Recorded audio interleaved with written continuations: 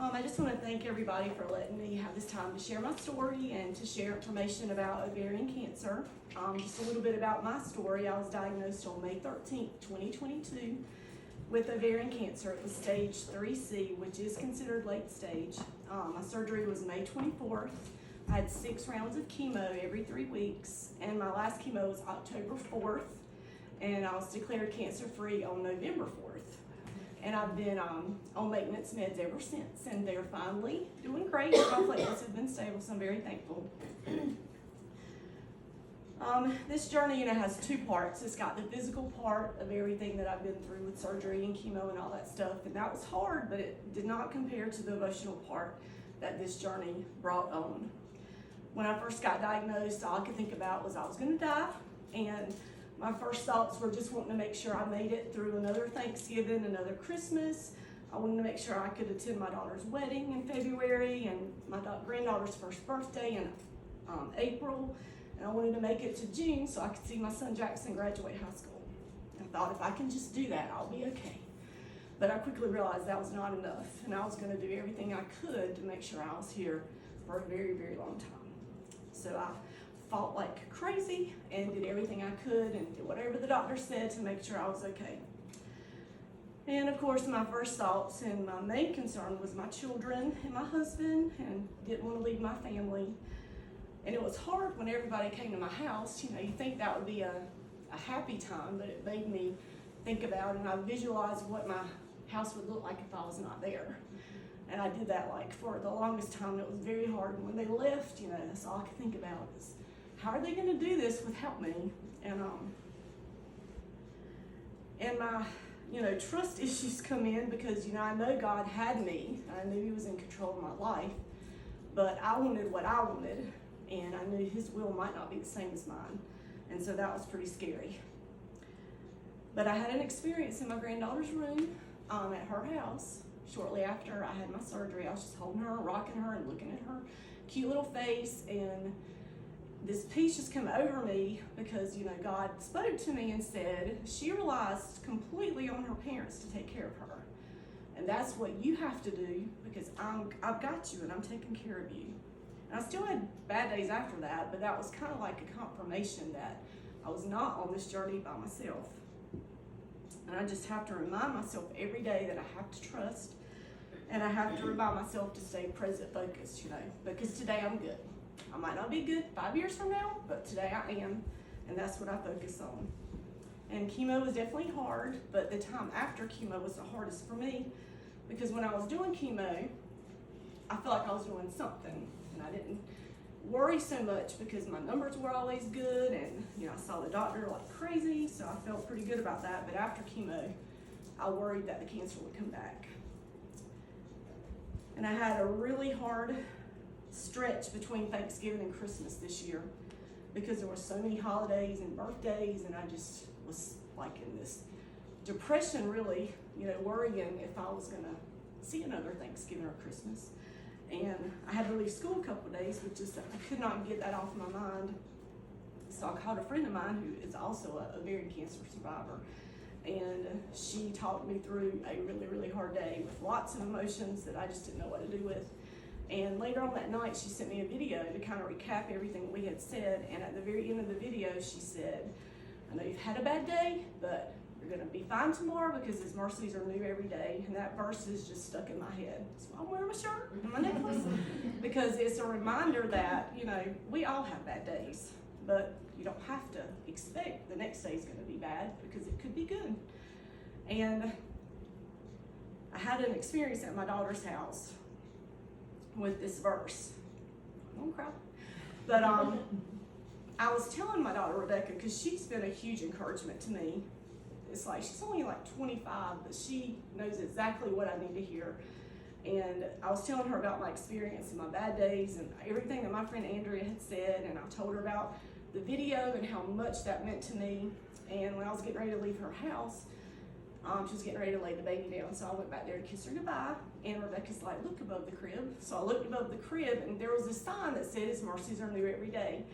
And the thing about that was that picture's been in our family for like 5 years. Emily took it with her to college and put it in her dorm room. That's my youngest child. And then when she got home, we didn't have anywhere to put it, so we put it in a closet. And then Rebecca got married. She needed stuff because they didn't have any money. And so she took that picture to her house. And the thing about that picture is I've seen it so many times and never paid attention to that verse. And then all of a sudden, when I was standing in that nursery, Rebecca and I both felt like this presence, like confirmation that you're going to be fine. And several cancer survivors told me when I first got diagnosed not to waste my cancer. And at the very beginning of this Bible study, when she said that God might not have caused my crisis, but He's allowing me to go through it to make me into the person that I'm supposed to be and to fulfill whatever the purpose He has planned for me. And I totally believe that because my life has changed and it's not for the worse, it's for the better. Things that have happened because of my diagnosis is, I'm standing here with you with the opportunity to share my story and ovarian cancer awareness, which is a great thing because we all need to know about that. And I really tried to focus on helping others since then. I think I did that anyway, but I think now it's kind of like, I feel like I'm in overdrive, making sure I spend all my time trying to be good, trying to do things that are good and to glorify God. And one of the things that He's laid on my heart since then is a project that I've done called Caught Up in Kindness. And I just got that idea really from Him, but also people had been so sweet to me when I was going through my treatments and stuff, and I just wanted to give back. And people donated money during the month of January and gift cards, and we just put together packages and sent out to 39 different people. And they were people that were going through cancer or just had lost loved ones or just older people that I thought maybe would be encouraged if they got a package. So that was good. And I've been put in situations since my diagnosis to talk to people, and that's just not something I feel comfortable doing. So, I feel like I've gotten confident, and people would really ask me, like, we know you've gone through a hard time, like, how are you doing this and not being angry or bitter? And I don't know, I just want this to be a good experience. And one thing that I've started is a cancer support group, and we've met 3 times. And there's 10 ladies now that come. We meet once a month, and that's something I needed when I first got diagnosed and didn't really have it. So that's been a huge blessing. And I tried to view my cancer as a gift because it's given me a new perspective on life, and it's made me be more intentional about how I spend my time and, about what's important, not to stress about the small stuff.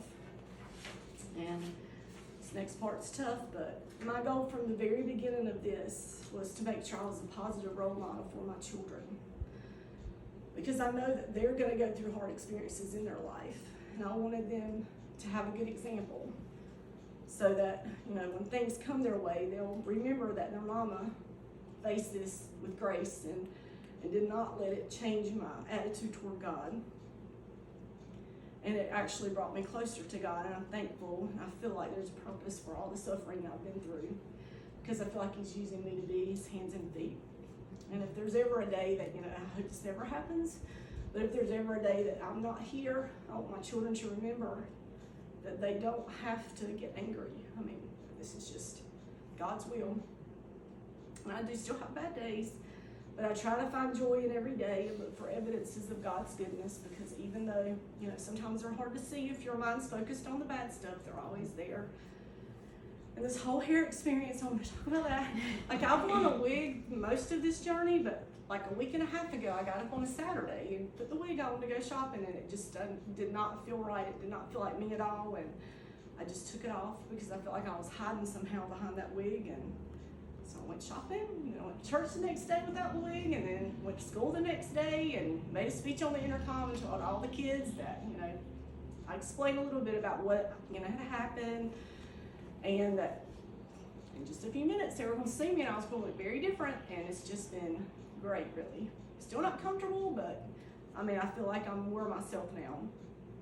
And before, when I was bald, I looked in the mirror and I saw a sick girl, and it just was a constant reminder of, I had cancer. But now that my hair's grown back, I'm training myself, because because it does not come natural, but I'm training myself to see strength and resilience when I see the short hair.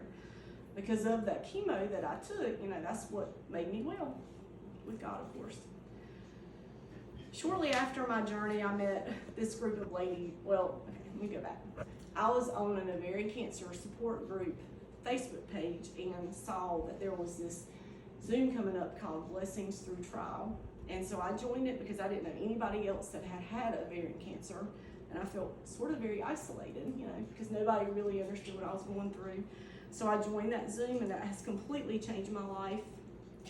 I thank God every day for bringing me to these new friends. They've had a huge impact on me, and they really saved me because I could see that they were living their life and taking care of their families, even though they had this diagnosis, and I knew if they could do it, so could I. And even though I have a strong family and a strong friend support here, nobody really can understand what I'm going through like they can. And we communicate just about on a daily basis, so they're wonderful. And I did want to share some symptom cards with you. I'll just show you right now, but it says be aware.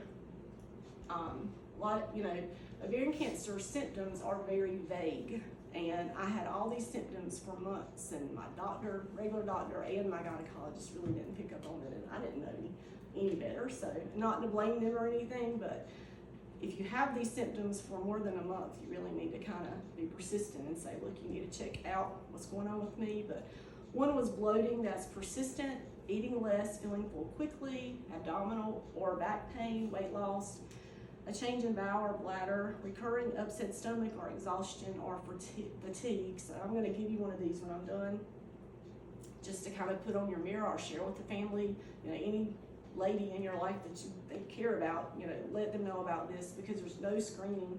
A lot of people think when they get their yearly physical, everything's okay, and they're okay, but actually I had just had a physical and everything was normal, and I got diagnosed like a few months later.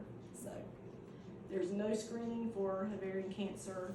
You just have to advocate for yourself, and if you have any of these symptoms, just mention them to your doctor. What really got me into the doctor to be seen and to be diagnosed was that I could actually feel the tumor in my abdomen. So I really thought it was a hernia, thinking, but it was not a hernia. But Hearts of Teal's having a color run in June, and they raise money to support ladies with ovarian cancer and also to donate money, and they just are very big on making, letting people be aware of ovarian cancer. They give out like lunch boxes like mine over there. They gave every teacher at my school one with goodies in there, and they do all sorts of things. So if you want to join my team in June, let me know, because it's kind of like a relay for life, except it's called a color run, and it's going to be in Georgia, but I'm going to go. But you don't have to go to be on my team. And although I never want my cancer to come back, I would go through this experience again because of all the blessings that have come out of it. This is not a journey I would have chosen for myself, but I have to trust the one who's writing my story, because I do believe he knows what's best for me. And what I'd like for all of you to remember is that we all go through hard times, but you don't have to face them alone. Hopefully you've got family and friends to help you, but most importantly, just to remember that God is with you and he'll never leave you. And remember, there can be happiness and joy even during difficult times. And remember, his mercies are new every day. And I've got you a little reminder that you can put somewhere just to remember, even if you have a bad day, that tomorrow's going to be great because you've got God on your side. And that's my story.